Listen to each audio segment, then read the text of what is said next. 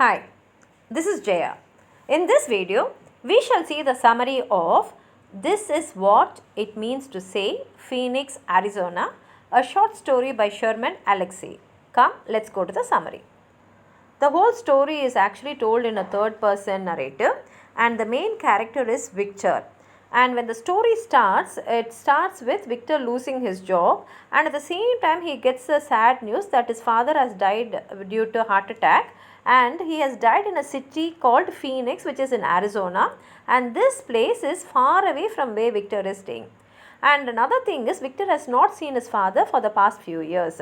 Now Victor has to go to Phoenix where his father had lived so that he can close his father's savings account and then pick up his ashes to do his last funerals. And also he finds that he does not have enough money to go to that place. And another sad thing is his father had died about 1 week back.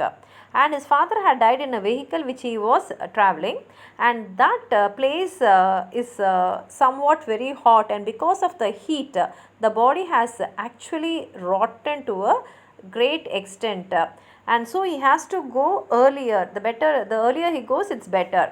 Now the only other alternate he has is to go and ask the tribal council of his community for some financial assistance, and generally this tribal council will have some money for such situations, but now they have only $100 to give to him, whereas he really needs more money to go to that place, and he is now having like nil cash, you can say. He does not have money at all with him, and he's also lost his job, so he cannot even go and ask anyone to give him some money because he has no job.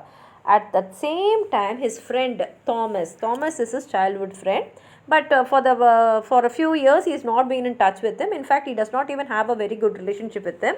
And this Thomas, who is called as Thomas builds a fire, he comes there at that moment and he tells Victor, don't worry, I will give you the money which you need, but on one condition, I will also come along with you to Phoenix. Now Victor does not want Thomas to come along with him because Thomas had the habit of telling stories. He will always imagine some stories and keep on telling them, and sometimes he will tell the same story again and again, and most of the time Victor used to feel that it was all nonsense. But now he has no other option but to accept the offer by Thomas. And another reason for Victor not wanting Thomas to come along with him is he had behaved very badly towards Thomas a few years back, and after that he has not even had any sort of communication with Thomas. In fact, he has neglected Thomas and avoided Thomas.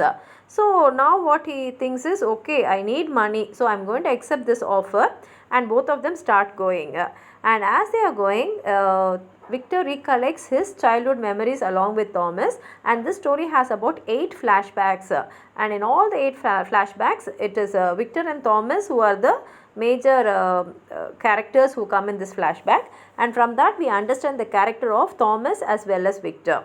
And first Victor thinks about the incident which happened when he was 7 years old.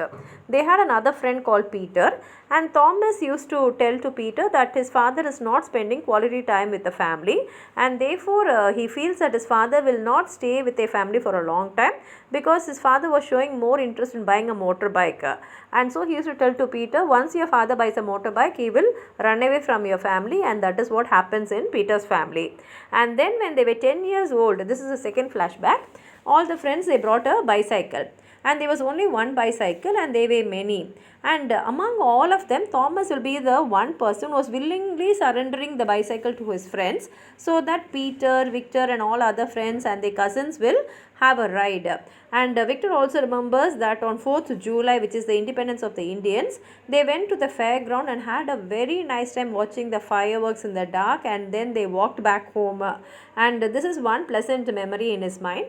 And at the age of 12, Thomas had actually saved Victor's life because Victor got caught among the wasp, and if only Thomas had not saved him, means Victor would either be badly injured or even he would have been killed by them, but Thomas risked his life and put his foot on the outer, actually Victor had put his foot on the hole of a wasp, and it was Thomas who came and pulled his foot out of the hole of the wasp and saved Victor. Otherwise, Victor would have even died at that age itself.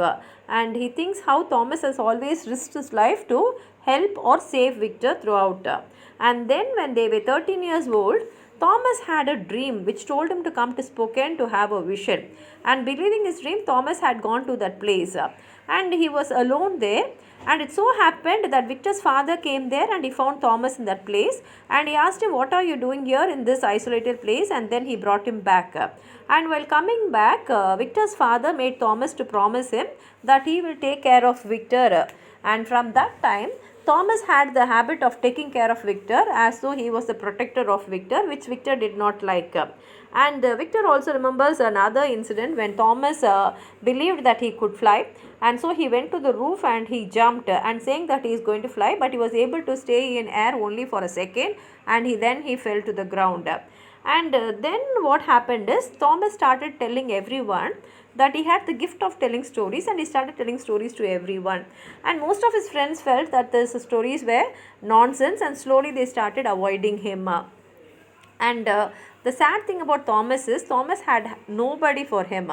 Like his father had died in the Second World War and his mother died during his birth. So he always looked at his friends only as his relation and companion, and he had no other person to show love or affection towards him. So he was very much attached towards his friends. And then Victor remembers that when they were 15 years old, Victor and Thomas, they got drunk, and Victor bet Thomas very badly, and at that time all the boys were around them, but no one stopped Victor from beating Thomas. And finally one elderly woman, Norma Many Horses, she came there and she stopped Victor from beating Thomas, and Victor did not even apologize to Thomas for his behavior at that time. And when Victor thinks about it now as they are traveling in the plane, he feels very bad and he turns to Thomas and he tells him, "Sorry, I bet you when we were 15 years old." And Thomas tells him, "Okay, forget it, I forgot it at that time itself." And in the plane also, Thomas becomes friendly with another lady who is a former Olympic gymnast. Her name is Kathy, and Kathy also appears very friendly with Thomas, and they keep chatting. And from this we can understand that Thomas is a person who loves people and he can easily become friends with anyone. And then they reach Phoenix, and Victor collects his father's ashes, money and car, and then they drive back home to Spokane.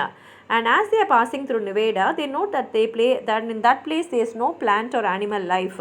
And Thomas, who is riding the car, he accidentally runs the car over a jackrabbit, and then finally they return to Spokane. And now Victor really thinks about Thomas, like how Thomas has always been helping him and saving him in many situations, and in fact he feels that Thomas has always behaved like a brother to him. So since he had no money or no other way of repaying, he thinks the best way to repay Thomas for what he has done to him is to share a portion of his father's ashes with him. And Thomas is very happy that Victor has given his father's ashes to him, and he says that he will scatter it in the waterfalls in Spokane because that is one of the favorite spots of Victor's father. And this shows that how much Thomas had been attached towards Victor's father. And finally, before they can part their own way, Thomas tells Victor that he needs one favor. And that favor is, he says, "I will tell you a story, just listen once and go." And Victor really starts laughing when he hears that. And the story ends here. And the story shows to us that how sometimes even good people get rejected because of the pressure we receive from others. We forget the good things and the lovely moments we spent with each other. It's a beautiful story. If you have anything more to add on to this, please write it in the comment box. Like the video, share it with your friends, and if you have not subscribed my channel, please subscribe. Thank you.